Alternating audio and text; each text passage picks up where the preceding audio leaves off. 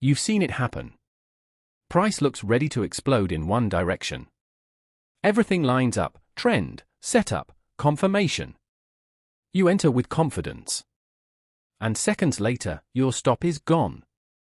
Then price reverses perfectly and runs exactly where you wanted it to go. Sound familiar? That's not coincidence. That's design. Today, we'll uncover how banks engineer those traps and how to finally stop falling into them. There was once a trader named Leo. He was smart, disciplined, even patient. He read every book on price action, watched hundreds of YouTube videos, and practiced every high-probability strategy he could find. But there was one problem. No matter how good his analysis looked, the market always seemed to turn against him. He'd spot a breakout, enter long. Price would fake higher, then collapse. He'd sell a rejection at resistance. Price would spike above, stop him out, then melt down without him. Leo started to believe the market was rigged. He blamed brokers. He blamed algorithms. He blamed luck. But what he didn't realize was that he was simply playing the wrong game. He was looking at charts like a retail trader, while the institutions were playing chess. One night, frustrated but curious, he discovered something called liquidity traps. That single concept flipped his perspective forever. Because for the first time, he saw that those spikes, those stop hunts, those fake breakouts, weren't accidents. They were blueprints. Carefully crafted traps used to fill institutional orders. Once he understood them, he stopped being the target and started trading with the trap setters. And that's what we're about to explore in detail. The invisible fuel. Before we talk about traps, you need to understand the fuel that powers them: liquidity. Liquidity is what allows big money to enter and exit the market without causing chaos. It's the pool of buy and sell orders waiting at specific prices. Every stop loss, every pending order, every retail buy stop or sell stop. That's liquidity. And institutions need it. When banks want to buy millions of units of currency, they can't just click buy at market like we do. They'd push price up instantly, causing slippage and poor fills. So instead, they create liquidity. They move price toward areas where retail traders are trapped, where stop losses are clustered. And that's where they place their orders. In other words, liquidity is not just random movement. It's the engine of price delivery. Where liquidity sits, price will be drawn. So the next time you see price spiking above a high or dipping below a low, understand, that's not volatility. That's a liquidity sweep. But here's where it gets interesting. Banks don't just take liquidity. They engineer it. How liquidity traps are engineered. Let's dissect how banks build these traps. Because they're not random. They're calculated psychological plays. It usually starts with anticipation. Retail traders are trained to recognize certain patterns: double tops, breakouts, support, and resistance. Institutions know this, so they use those patterns against us. Here's the basic sequence of a liquidity trap. Phase 1. Build expectation. Price forms a clear structure, maybe a tight range, a clean double bottom, or a resistance zone. Traders start predicting the breakout. Phase 2. Encourage positioning. Indicators line up. YouTube educators call it textbook. Retail traders pile in. Stops neatly placed just below support or above resistance. Phase 3. Trigger the trap. Price suddenly breaks the level, convincingly. Volume spikes. Everyone thinks, here we go. And then, it reverses. Hard. That breakout wasn't the move. It was the trap. Phase 4. Institutional fill. Banks use that false breakout to fill their massive orders. They buy while retail traders are panic selling. Or sell while retail traders are fearfully buying. That's the trap. A liquidity sweep disguised as opportunity. You'll see this everywhere.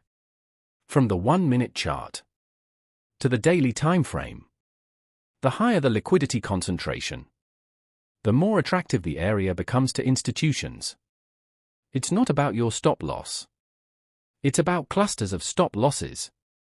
If 10,000 traders are buying euro to US dollar, and all their stops sit below one clean low, guess where banks will push price next? Exactly. Below that low.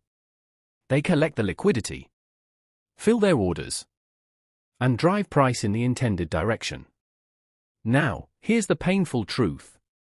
Liquidity traps are built on your habits. Your fear of missing out. Your need for confirmation. Your belief in safe stop placement. That's why retail gets caught every day. The psychology behind the trap. Let's step inside your own mind for a second.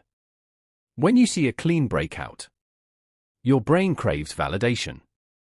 It says, "This looks strong, I don't want to miss it." You enter impulsively. You put your stop right where you were told. Just below structure. But that's exactly where the liquidity is. Institutions know that human behavior is predictable. They know traders will chase strength and panic at weakness. So they flip that behavior to their advantage. They show you the illusion of a move. Then take the opposite side. It's a constant battle of patience versus emotion. And emotion loses almost every time. Liquidity traps work because retail traders trade what they see, while institutions trade what they know others will do next. So, when you see a massive candle breaking resistance, don't rush to buy. Ask yourself, who's getting trapped here? Whose stops are being targeted? That question alone can save you from countless losses. The best traders aren't predicting price. They're predicting behavior. Common types of liquidity traps. Now let's break down the main types of liquidity traps. You'll see in every market, forex, indices, crypto, even stocks. 1. Breakout trap. This is the classic setup. Price builds a clear range, breaks out, then snaps back. The goal? Trigger breakout traders, collect their stops, and use that liquidity to enter in the opposite direction. You'll often see this right before major news events or sessions. London Open, New York Open. 2. Stop hunt trap. This one's pure psychology. Price moves aggressively to take out recent highs or lows, grabbing stops, then immediately reverses. Retail traders think the move confirms a breakout, but institutions are simply collecting orders. 3. Fake reversal trap. This happens after strong trends. Price starts to slow down. Retail traders call the top or bottom. They try to counter-trend trade. Institutions then run price one last time in the direction of the trend to clean out early sellers or buyers, and then reverse for real. 4. Liquidity zone trap. This one's subtle. Price forms multiple equal highs or equal lows. Traders see it as strong resistance or support, but institutions see it as a liquidity pool. When price finally breaks those levels, it's not breaking structure. It's harvesting orders. These traps are not just tricks. They're part of the institutional accumulation process. Smart money doesn't just appear in the market. They need your participation, your emotion, to create the liquidity they need to enter. That's why liquidity traps are necessary. Without retail traders, there's no fuel for the move. So, instead of fearing traps, you must learn to read them. Reading the trap, recognizing institutional intent. How do you spot when a liquidity trap is forming? There are clues, always. Here's what to look for. Clean, obvious levels. When a level is too clean, it's suspicious. If everyone can see the same resistance line, chances are that's where liquidity lies. Rapid moves into liquidity. When price rushes into a zone, without hesitation, that's not a breakout. It's a liquidity grab. Rejection candles and imbalances. After the sweep, you'll often see large wicks or fair value gaps form. That shows institutional activity. They filled orders and are now pushing price away. Shift in market structure, chalk. Once the trap is sprung, look for a change of character. A break of minor structure, showing a reversal in intent. That's your confirmation. Mitigation of order block. After the chalk, price often pulls back to retest the last order block. The true origin of the move. That's where institutions reload and begin the expansion phase. So the sequence looks like this. Liquidity build-up trap triggered sweep chalk retest expansion. It's a repeating story, told in every chart, every day. Once you train your eyes to see it, you'll never look at price the same again. What used to look random starts to look intentional. And what used to feel unfair starts to feel predictable. Trading with the trap, turning manipulation into edge. Now that you can identify traps, how do you actually trade them? Here's a calm, structured way to do it. Without emotion. Start with context. Identify the overall trend and liquidity zones. Where are stops likely sitting? Above equal highs? Below clean lows? Mark those zones. They're your potential trap areas. Wait for the sweep. Be patient. Don't predict. Wait for price to take the liquidity first. Let the trap trigger. When everyone else is rushing in, you're observing. Watch for chalk and FVG formation. Once price sweeps liquidity, look for a change of character and a fair value gap in the new direction. That's your institutional signature. Enter on mitigation. Wait for price to pull back into the order block or fair value gap. That's your high probability entry. Target the next liquidity pool. Price moves from liquidity to liquidity. Once you're in, look for the next obvious highs or lows. That's where you take partials or exit. Trading this way isn't about perfection. It's about alignment. You're not fighting manipulation anymore. You're flowing with it. And when you trade in sync with institutions, you start to see how calm trading really feels. You stop forcing trades. You stop fearing stop hunts. You stop chasing confirmation. You become patient. You wait for the trap to form, for liquidity to be taken, for structure to shift. Then you execute with confidence. That's what separates amateurs from professionals. Not indicators. Not luck. But perspective. Liquidity traps are the heartbeat of the market. They are the bridge between retail and institutional activity. Every stop hunt, every fake breakout, every emotional candle you see is part of a larger story.